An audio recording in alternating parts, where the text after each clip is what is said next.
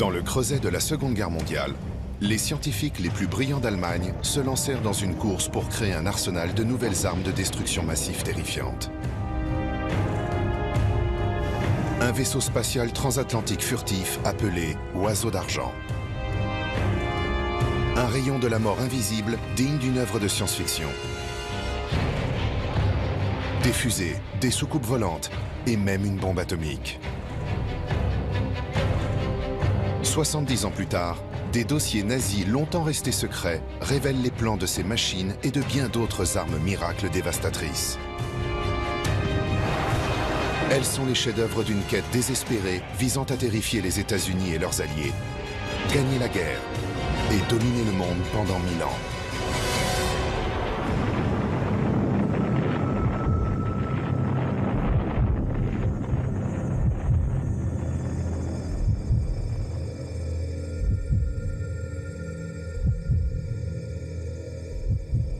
Avril 1945.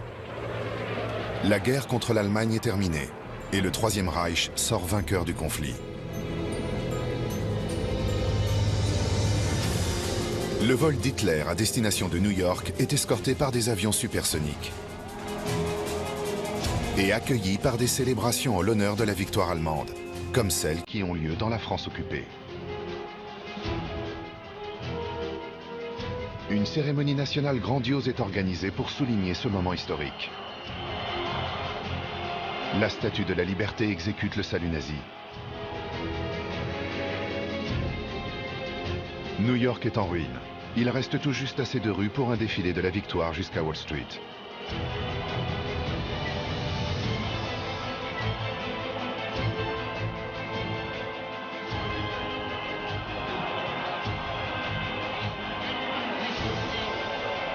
C'est la pire des issues que pouvait connaître la Seconde Guerre mondiale. Hitler la doit aux centaines de scientifiques de génie qu'il a réunis. La superstar de la fuséologie, Werner von Braun. L'ingénieure mathématicienne et physicienne, Irene Brett. L'ingénieur en aérospatial, Eugen Zenger. Et même un physicien nucléaire lauréat du prix Nobel, Werner Heisenberg. Au cours des années 1920 et 1930, sur le plan technologique, les Allemands s'intéressaient beaucoup à la mise au point de fusées. Ces avancées dans le domaine aérospatial sont devenues un point fort pour les Allemands, alors que les autres pays étaient très en retard. Dans ce complexe allemand top secret à la pointe de la technologie, aujourd'hui abandonné, les travaux de milliers de brillants ingénieurs, physiciens et chimistes et de leurs équipes sont généreusement financés par le trésor nazi. On leur fournit les laboratoires les plus modernes d'Europe, afin qu'ils conçoivent l'armement le plus meurtrier que le monde ait connu. Le Lippisch P-13 AL Delta. Un avion de guerre à voilure tournante et à décollage vertical qui a un demi-siècle d'avance sur son temps. Un porte-avions volant. Et le Silbervogel, l'oiseau d'argent, un vaisseau spatial suborbital supersonique capable de pilonner Broadway.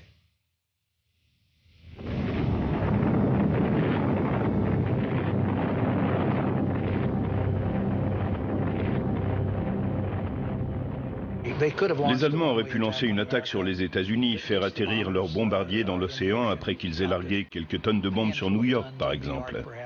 Les Américains n'avaient pas de défense aérienne pour les arrêter.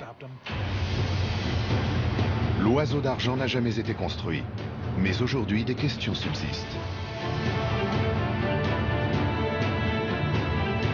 Comment les savants allemands ont-ils pu prendre autant d'avance sur leurs ennemis? Sur quelles connaissances scientifiques ces machines reposent-elles? Les génies du programme scientifique nazi ont-ils failli permettre à Adolf Hitler de remporter la victoire?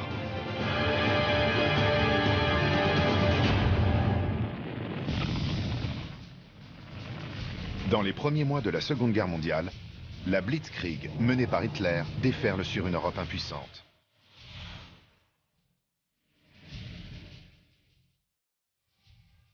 L'Allemagne est la première nation moderne à miser sur la science et la technologie pour asseoir rapidement sa domination sur le monde.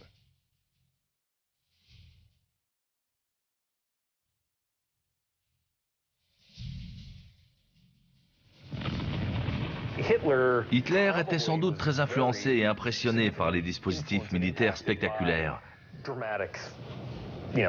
Les Allemands tendaient à privilégier la qualité plutôt que la quantité.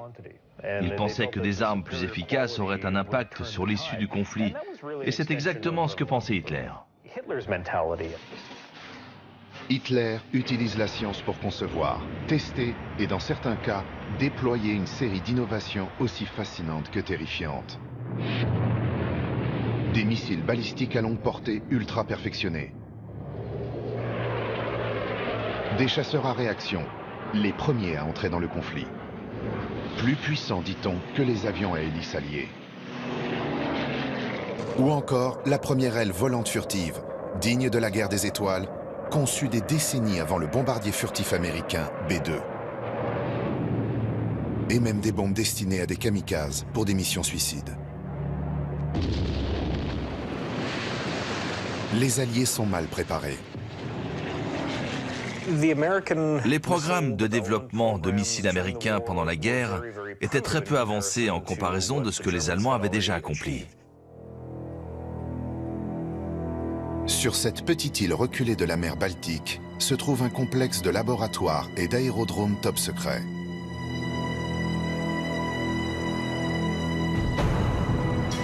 C'est ici que les scientifiques nazis testent le premier missile de croisière du monde, qui n'est que l'une des nombreuses armes miracles en préparation dans ce super laboratoire de la Baltique.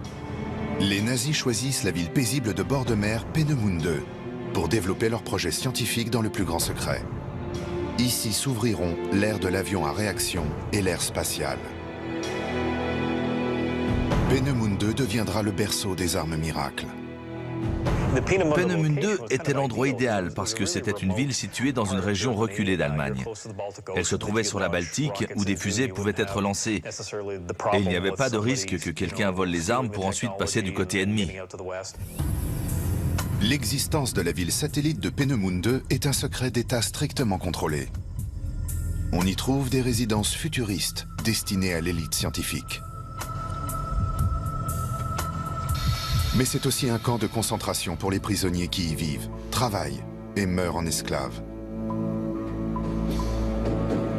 Lorsque ceux-ci sont trop faibles pour continuer, ils sont assassinés pour éviter qu'ils ne divulguent les secrets scientifiques d'Hitler. Les chercheurs de Peenemünde ne sont pas des esclaves. Mais leur bien-être ainsi que celui de leur famille dépendent de leur coopération avec les nazis. Des trains privés acheminent les ingénieurs et les physiciens jusqu'à la métropole autonome qui comprend des ateliers de métallurgie, une centrale électrique et des terrains d'essai. Peenemünde devient le Los Alamos et le Cap Canaveral des nazis.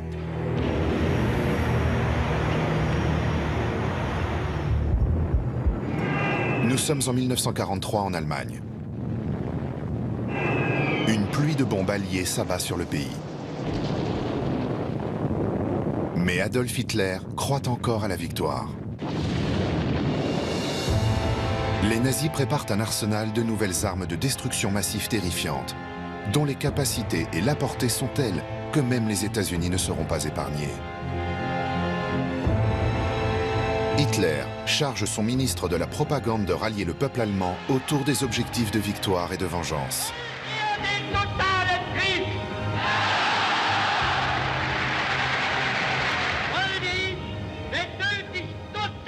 Joseph Goebbels invente ce terme d'armes de vengeance 1 et 2. Le but de ces armes était de contrer les offensives aériennes américaines et britanniques.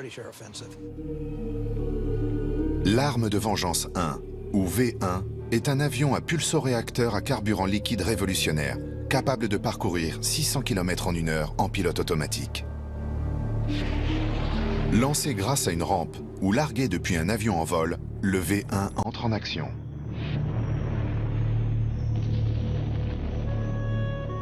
Un système perfectionné de contrôle de trajectoire par gyrocompas le guide vers sa cible. Le V1 est surnommé bombe vrombissante en raison de son moteur à réaction bruyant. Un compteur kilométrique mesure la distance à parcourir préprogrammée. Une fois celle-ci parcourue, le V1 est conçu pour se mettre en piqué. Mais le piqué coupe le débit de carburant et arrête le moteur. un silence soudain avertit du désastre imminent. Of the 8,000 bombs launched, 2,300 penetrated British defenses, most of them falling in the London vicinity. The propulsion roar of the flying bomb. Le premier missile de croisière du monde fait pleuvoir feu et cendres sur la Grande-Bretagne en 1944 et 1945 et terrorise Londres en faisant des milliers de morts et des dizaines de milliers de blessés. Hundreds of homes, hospitals and public buildings were hit. They fell in crowded streets during rush traffic hours. But new deep shelters built for this emergency were put to use and saved the lives of thousands of people. Only one life was lost for every 3 bombs launched. Few of the robot bombs resulted in fire, but the great concussive blasts of Vengeance Weapon No. 1 exceeded anything London had experienced. À la fois chef-d'œuvre de technologie et triomphe militaire, les projets scientifiques secrets d'Hitler portent leurs fruits. Mais les V1 ont un gros problème. Ils manquent de précision.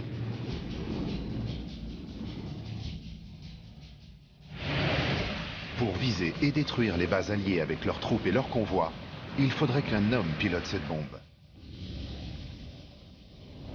Pendant qu'Hitler promet au pays que ses fusées renverseront le cours de la guerre, les ingénieurs ajoutent un siège de pilote et des commandes rudimentaires au V1. C'est ainsi que naît le Reichenberg, un avion suicide allemand. Des centaines d'exemplaires ont été construits, mais aucun n'a jamais servi au combat. Ils étaient difficiles à piloter. Ajouter un pilote aurait permis de faire un certain nombre de dégâts, mais en termes de vitesse, de rayon d'action, d'endurance et de capacité à atteindre leur cible, ces avions n'auraient pas permis de l'emporter. Des décennies plus tard, les plans d'origine du Reichenberg refont surface dans des archives privées.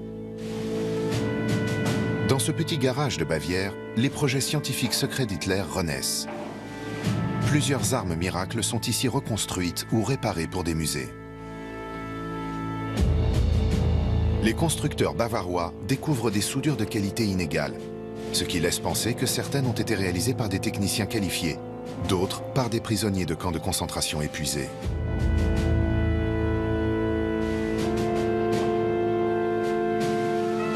Cette relique, aujourd'hui restaurée, peut encore voler. Il ne manque plus qu'un volontaire pour la piloter.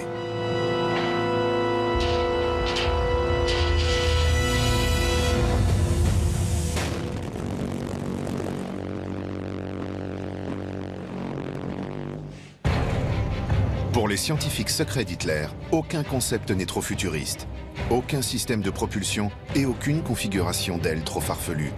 Certains voleront, d'autres échoueront. On retrouvera bon nombre d'entre eux dans les zones de guerre du XXIe siècle. Et par un curieux retournement de l'histoire, l'un des scientifiques d'Hitler les plus talentueux survivra à la chute du Troisième Reich et deviendra un héros américain. En 1943, le Parti national-socialiste allemand annonce la création de l'arme de vengeance V1, ce qui laisse supposer qu'un V2 est également prévu. C'est ainsi que dans le complexe secret nazi de Peenemünde, les ingénieurs donnent naissance à l'ère spatiale, grâce à un jeune physicien brillant, Werner von Braun, et à sa fusée A4, par la suite baptisée V2.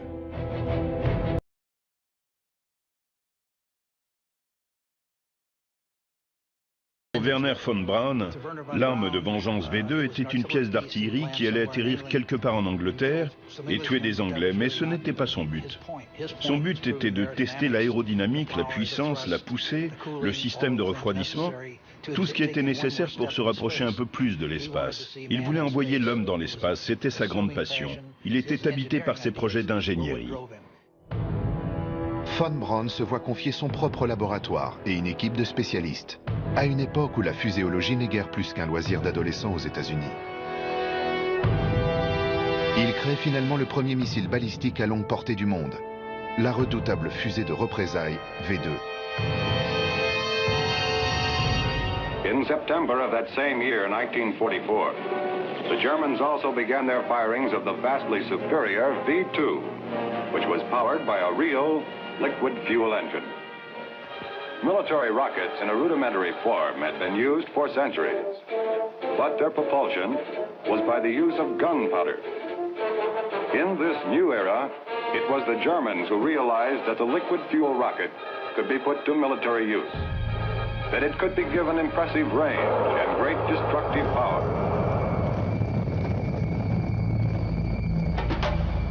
L'importance accordée par les Allemands aux technologies de pointe change radicalement les capacités scientifiques et militaires. They not only took a toll of more than 9,000 casualties, they also had a devastating psychological effect. For unlike the buzz bomb, the V-2 fell without warning. It had a speed of 3,300 miles per hour, and it could not be intercepted by fighter aircraft or brought down by anti-aircraft artillery. Selon Walter Boyne, von Braun était plus intéressé par la science que par la victoire. Tout ce qui comptait pour lui, c'était de résoudre les problèmes d'aérodynamique, les problèmes de commande, de combustion, toutes ces questions inhérentes à la conception d'un missile balistique, non pas en tant qu'arme, mais en tant que moyen d'aller dans l'espace. Mais aucun scientifique allemand ne peut défier le Führer. Et pas question de parler de défense. Un domaine aurait réellement pu avoir un impact sur l'issue du conflit, mais il a été négligé par les Allemands. Ce sont les technologies de défense. Les scientifiques nazis devaient être politiquement irréprochables. Les armes ne devaient donc pas paraître trop défensives pour ne pas donner l'impression que le pays perdait la guerre.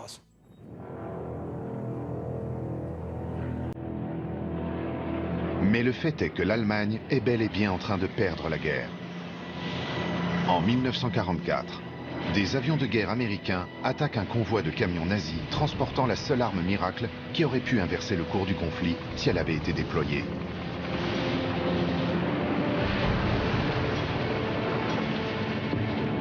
Le Typhoon, le premier missile sol-air de défense du monde conçu pour permettre aux nazis de lutter contre les bombardiers alliés. Les Allemands auraient pu, à partir de 1943, s'ils avaient mieux utilisé leurs ressources, se concentrer non pas sur le V2 pour frapper la Grande-Bretagne, mais sur une série de missiles antiaériens pour abattre les bombardiers qui survolaient leur sol. Ils auraient pu créer un système de défense aérienne intégré, efficace.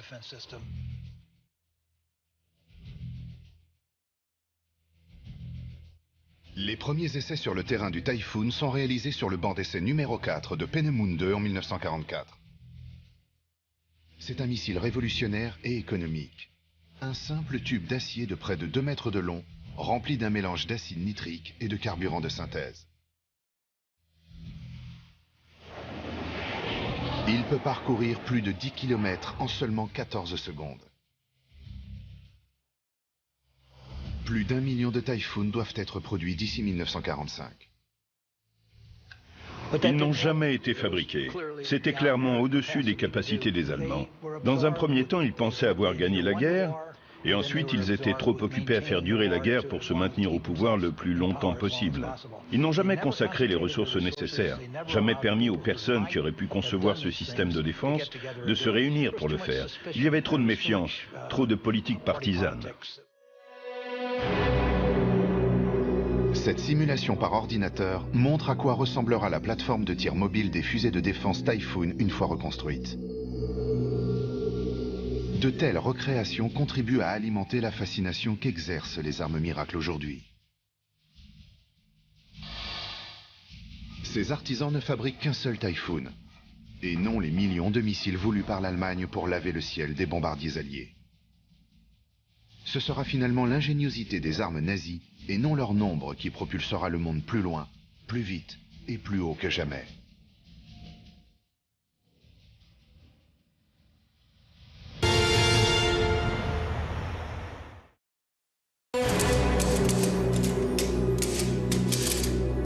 Les dossiers secrets nazis évoquent des machines de guerre si futuristes qu'il semble difficile à croire qu'elles aient vu le jour du temps de nos grands-parents.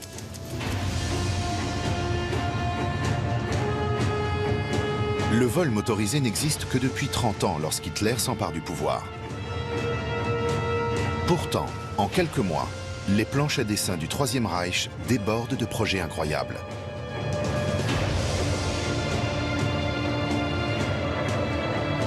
Avant la fin de la guerre, l'Allemagne mettra au point une série d'innovations aéronautiques qui restent la base de nombreux avions et vaisseaux spatiaux aujourd'hui. Comme l'Arado 234, le premier bombardier à turboréacteur opérationnel du monde et l'avion à réaction le plus perfectionné du genre. L'Arado est le deuxième avion à arriver au stade de la production à avoir été équipé d'un moteur Junkers Jumo 004. C'était un avion très léger, aérodynamique, qui exigeait du pilote de remplir plusieurs tâches. Il devait aussi remplir les fonctions de bombardier, navigateur et manœuvrer les canons. Mais c'était un avion efficace, facile à piloter et relativement facile à entretenir.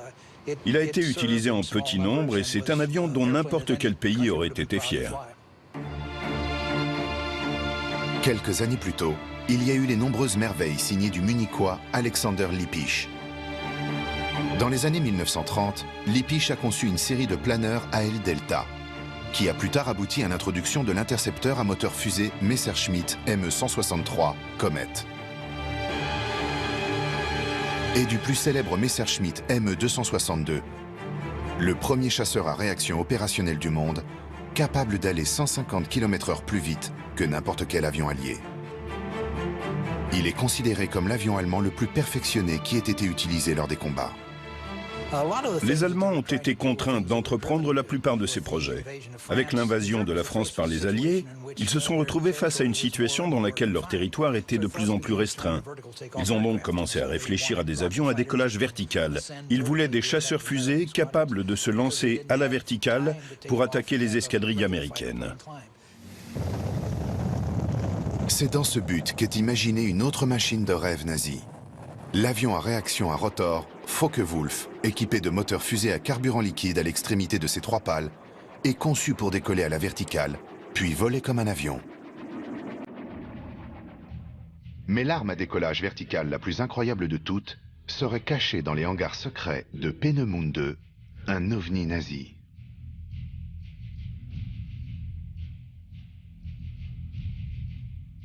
Un article du magazine d'information allemand Der Spiegel révélera plus tard l'invention secrète que Rudolf Schriever prépare pour les SS depuis la Tchécoslovaquie voisine. Le vaisseau piloté Schriever Flugkreisel. Il mesure près de 15 mètres de diamètre et il est équipé de 3 moteurs à réaction placés sur un rotor dans un fuselage circulaire. Cet ovni n'a jamais été fabriqué.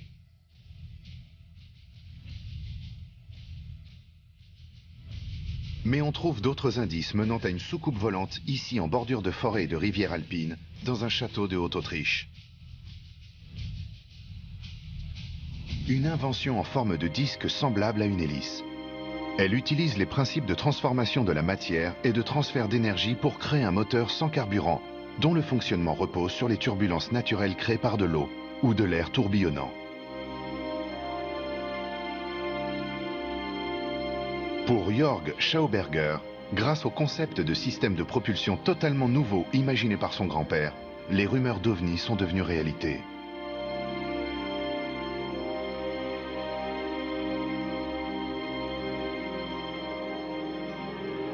Au début des années 1930, Victor Schauberger est intrigué par la capacité qu'ont les poissons de nager à contre-courant. Inspiré par ce phénomène naturel, il invente un moteur silencieux à propulsion par aspiration pour générer un mouvement sans combustion. Un dispositif révolutionnaire pour tirer les avions et non les pousser vers l'avant. Il le baptise Repulsine. Cette machine, appelée Repulsine en allemand, a été conçue pour être une sorte de chambre de réaction, à l'intérieur de laquelle se produisent des mouvements d'air. Les molécules sont aspirées dans cette chambre. Même aujourd'hui, l'Autrichien serait en avance sur son temps. Au cours de la Seconde Guerre mondiale, son invention s'inscrit parfaitement dans la quête d'armes miracles d'Hitler. Contre son gré, Victor Schauberger pénètre au cœur même du programme scientifique nazi. Il travaille dans un laboratoire d'armes aux côtés d'esclaves.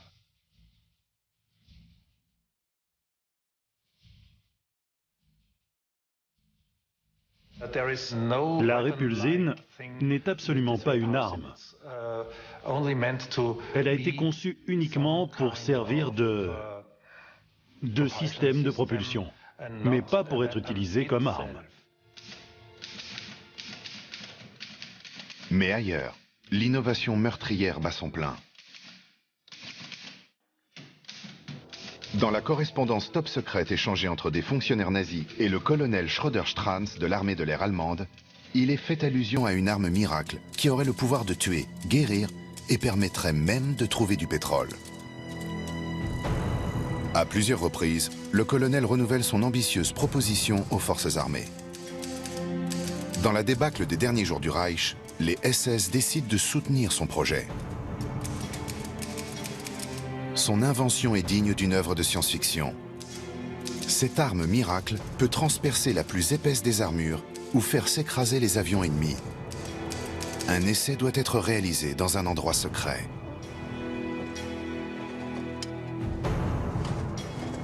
Les caisses sont déchargées de nuit afin que personne ne soit averti de cette opération confidentielle. Elles contiennent des métaux précieux et un compteur Geiger pour mesurer le rayonnement. Mars 1944, à l'aube. Le colonel s'envole pour la zone de test. Si l'arme fonctionne, il obtiendra un soutien financier illimité. Le colonel Schröder-Strans est le seul à connaître le détail du déroulement des essais.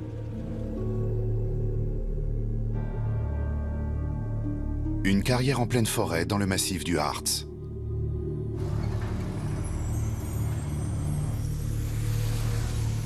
Les documents ne révèlent pas à quoi ressemble l'arme. Seulement que l'avant, semblable à un canon, tire un rayon invisible. Le colonel Schröder-Strans a inventé un faisceau de rayons X. Compte tenu des connaissances techniques de l'époque, voilà à quoi cette arme aurait pu ressembler. Malgré les pénuries dues à la guerre, les scientifiques nazis ont toujours accès à des métaux précieux et à des appareils de mesure, devenus extrêmement rares.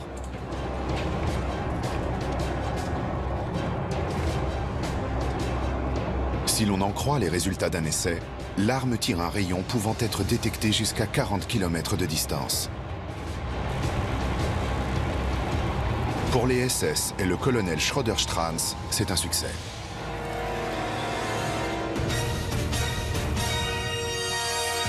Mais un jour, le dossier est clos, mystérieusement. L'unité spéciale est dissoute en octobre 1944.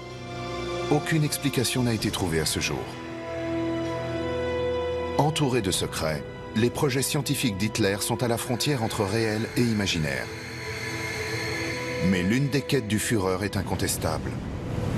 C'est la course la plus désespérée et la plus décisive de toutes. Qui fabriquera la première bombe atomique ?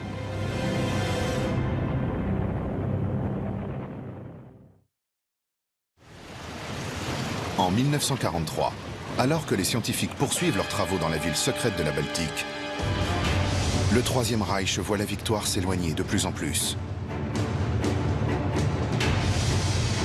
À l'Est, l'armée allemande est forcée de faire demi-tour à Stalingrad. L'invasion de la Russie par Hitler tourne à la panique, au massacre et à la retraite. À l'Ouest, les pilotes britanniques enregistrent les premières images aériennes des usines et installations de lancement de fusées de Peenemünde. Les bombardiers britanniques pilonnent le complexe. Ils prennent pour cible les résidences où vivent les scientifiques et ingénieurs d'Hitler. Des centaines de personnes trouvent la mort. D'une certaine manière, Peenemünde ne s'en est jamais totalement remis. Le centre a perdu du personnel, des scientifiques et des équipements de recherche essentiels. La production de Peenemünde est transférée sous terre, dans des forteresses creusées dans la montagne et des mines, à l'abri des bombes alliées.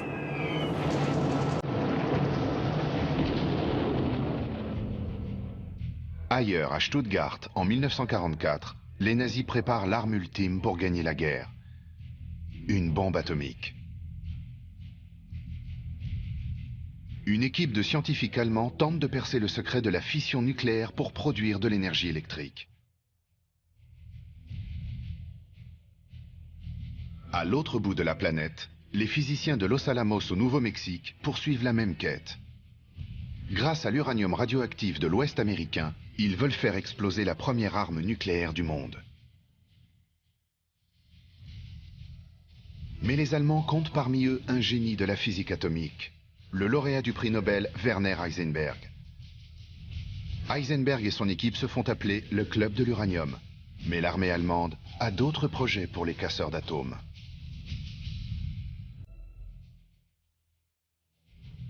Au début de l'année 1945, ni l'armée ni les chercheurs américains ne sont au courant de l'état des capacités nucléaires de l'Allemagne.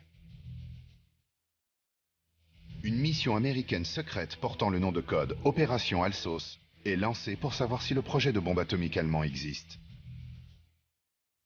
Près de Stuttgart, sous un château à Eigerloh, les agents de l'opération Alsos découvrent un réacteur nucléaire dans une cave en pierre.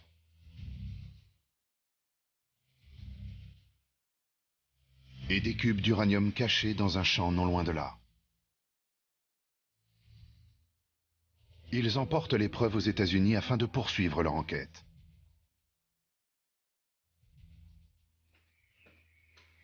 Quelques mois plus tôt, dans ce même château du Moyen-Âge, une cargaison clandestine d'eau lourde, un ingrédient clé pour accéder à l'énergie nucléaire, est arrivé en provenance de la Norvège occupée par les nazis. Et ce, malgré les courageuses tentatives de la résistance norvégienne pour l'empêcher d'atteindre l'Allemagne. Un code secret révèle la quantité de deutérium contenu dans chaque baril. Le deutérium, un isotope de l'hydrogène, rend l'eau environ 10% plus lourde. Les nazis ont pour but de combiner cette eau lourde au cube d'uranium et ainsi d'ouvrir l'ère nucléaire.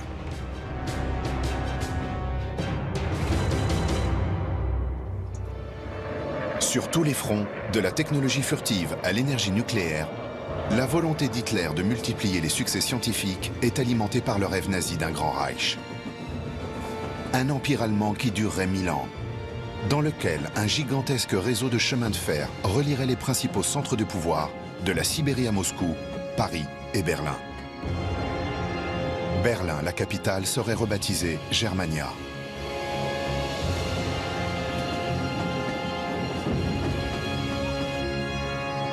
Elle deviendrait le centre d'un nouvel ordre mondial à la pointe de la technologie.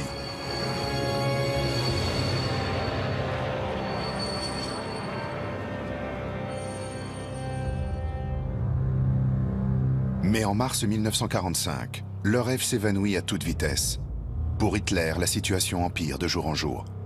L'étau allié se resserre autour de l'Allemagne. Seule une arme miracle pourrait sauver le Troisième Reich. Mais sur le site de Trinity, dans le désert du Nouveau-Mexique, ce sont les États-Unis qui prouvent la puissance de la bombe atomique.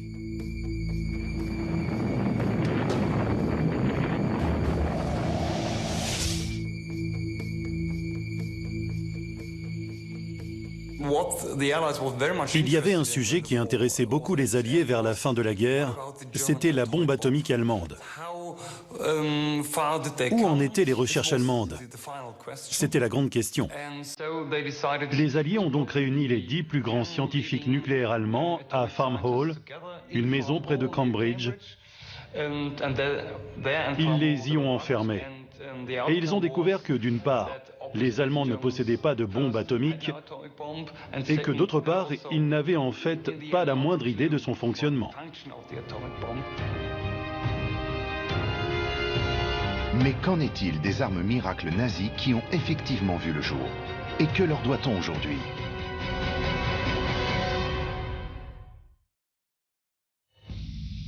Le premier missile de croisière du monde. Le premier missile balistique à longue portée. Le premier missile sol-air guidé. Les premiers missiles anti-navires. Et même la première télévision en circuit fermé. Et les premiers chasseurs et bombardiers à réaction opérationnelle. En Allemagne, dans le domaine de l'aérodynamique, un petit groupe de personnes a mené des recherches très poussées. On peut dire que ces gens-là étaient des génies. D'innombrables concepts très en avance sur leur temps, des sites secrets entièrement consacrés à la science.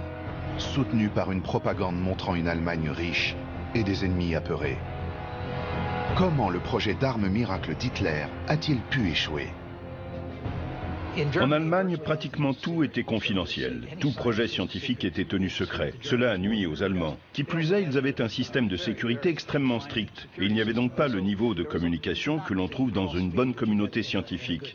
D'un côté, on avait des passionnés qui construisaient des machines de rêve, mais sans les ressources suffisantes, et de l'autre, des personnes qui allouaient des ressources, mais sans rien savoir des projets. Et tout en haut se trouvait Hitler, qui avait le dernier mot sur des tas de sujets, mais qui n'en avait que des informations partielles. Cette atmosphère de secret si étroitement contrôlée a considérablement ralenti la production de guerre. Les Allemands ont produit environ 1300 ME-262, dont 300 qui ont été utilisés au combat.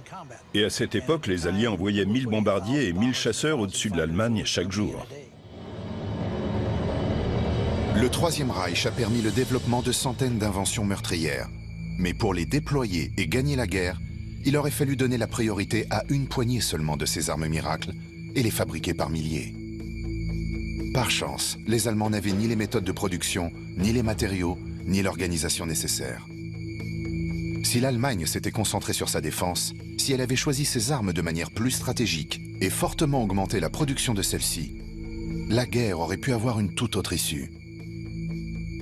Cela aurait rendu l'invasion alliée de 1944 très difficile et problématique. L'invasion aurait été repoussée jusqu'en 1945 et la guerre aurait pu se terminer avec le largage de la première bombe atomique sur l'Allemagne plutôt que sur le Japon.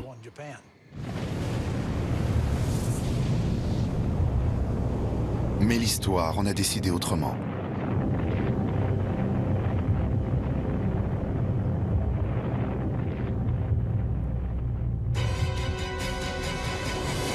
En 1945, le rêve nazi est enfin anéanti par les bombes alliées.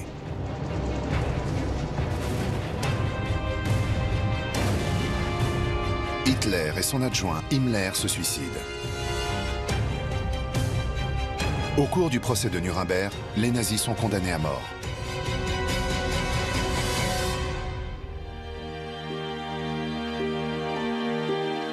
Le monde entier découvre l'horreur indescriptible des camps de concentration. Et le caractère sans limite des sombres projets de domination d'Hitler.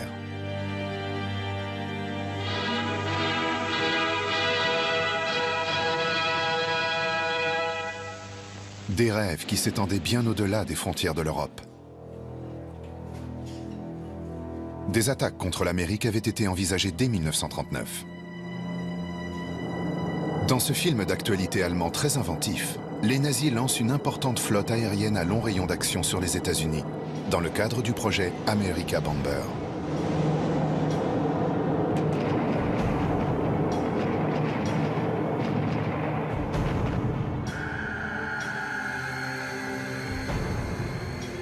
Si les Allemands avaient réussi à développer et déployer leur programme America Bomber pour exporter la guerre sur le territoire américain, cela aurait sans doute eu un impact sur la doctrine stratégique américaine.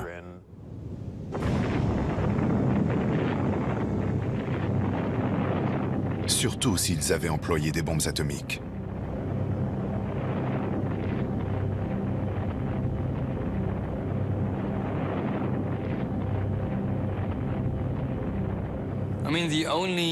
Tout ce que l'armée de l'air allemande aurait pu faire, ça aurait été d'envoyer quelques bombardiers à très long rayon d'action au-dessus de l'Atlantique et de larguer une douzaine de tonnes de bombes sur New York ou Washington. Aucun des projets d'armes de vengeance, et encore moins le projet America Bomber, n'aurait pu avoir l'effet visé sans l'arme nucléaire. Finalement, Adolf Hitler ne mettra jamais les pieds à New York. Mais le responsable de son programme scientifique secret, lui, traversera l'Atlantique et changera le cours de l'histoire. En 1945, alors que les troupes américaines et soviétiques se rapprochent de Berlin, le génie de la fuséologie Wernher von Braun, ainsi qu'un petit groupe composé de ses plus fidèles associés, doivent choisir leur destin. Se livrer aux Russes, prendre du cyanure ou se ranger du côté allié.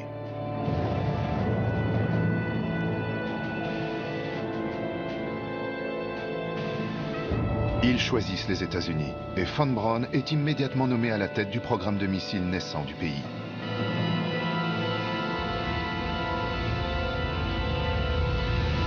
Sur les terrains d'essai de White Sands, au Nouveau-Mexique, von Braun travaille à la conception d'une nouvelle fusée. Il réalise son rêve spatial.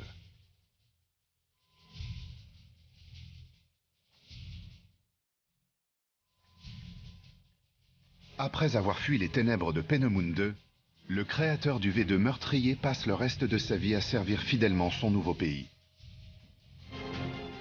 Grâce à von Braun, les États-Unis gagnent la course à l'espace et envoient un homme sur la Lune. Yes, we see it. We see it. Here it is. Okay, engine stop. Houston, Tranquility Base here. The Eagle has landed. Roger, Tranquility. We copy you on the ground. You got a bunch of guys about to turn blue. We're breathing again. Thanks a lot. C'est probablement la principale réussite des cerveaux de Peenemünde. Il ne fait aucun doute que Wernher von Braun est le plus grand concepteur de fusées américain du siècle. Pour beaucoup, c'est le plus grand concepteur de fusées du monde. Grâce aux connaissances et aux scientifiques allemands qui ont été ramenés aux États-Unis dans les années 1940 et au début des années 50, on peut donc dire, et tout le monde est à peu près d'accord là-dessus, qu'il y a presque un lien direct entre Peenemünde et l'homme sur la Lune avec Wernher von Braun. Mais les fusées ne sont pas les seules héritières des projets scientifiques secrets d'Hitler. Dans les années 1950, après avoir déchiffré des milliers de documents nazis, l'armée de l'air américaine effectue des essais en vol secret de cellules ressemblant étrangement aux incroyables machines de rêve conçues et testées à Peenemünde. The flying wing can carry a larger load faster, farther and with greater economy than conventional airplanes of similar size and power. Few men indeed can see the flying wing in operation without saying, the plane of tomorrow is flying today. Si la guerre n'avait pas éclaté, l'Allemagne aurait peut-être produit des avions de ligne à réaction avant la Grande-Bretagne. La navette spatiale futuriste avec pilote baptisée Oiseau d'argent, conçue par les ingénieurs allemands Sanger et Brett, n'a jamais été construite. Mais la navette spatiale d'aujourd'hui et presque tous les moteurs fusées modernes utilisent encore les principes sur lesquels elle repose. Parallèlement aux travaux de von Braun sur le V2 et sur les types de carburant employés pour le V2, ces moteurs ont été par la suite utilisés aux États-Unis par Bell et par d'autres.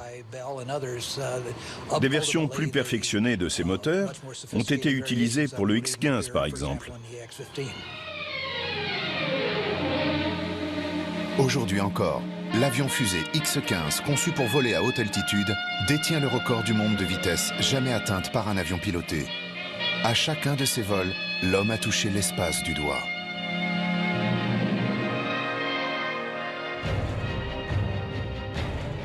Incontestablement, l'Allemagne comptait dans ses rangs quelques-uns des concepteurs d'armes les plus talentueux du monde à l'époque. Mais ses dirigeants n'ont pas été à la hauteur. Hitler espérait et croyait vraiment que ses scientifiques allaient mettre au point une bombe atomique. Même sans l'énergie atomique, les nazis ont atteint des sommets sans précédent en matière de progrès scientifique, dans le seul but de gagner la guerre. C'est une chance que les Allemands n'aient pas été capables de se concentrer sur certains projets. Cela a eu un impact sur la campagne de bombardement stratégique des Alliés, et cela a permis à la démocratie de triompher.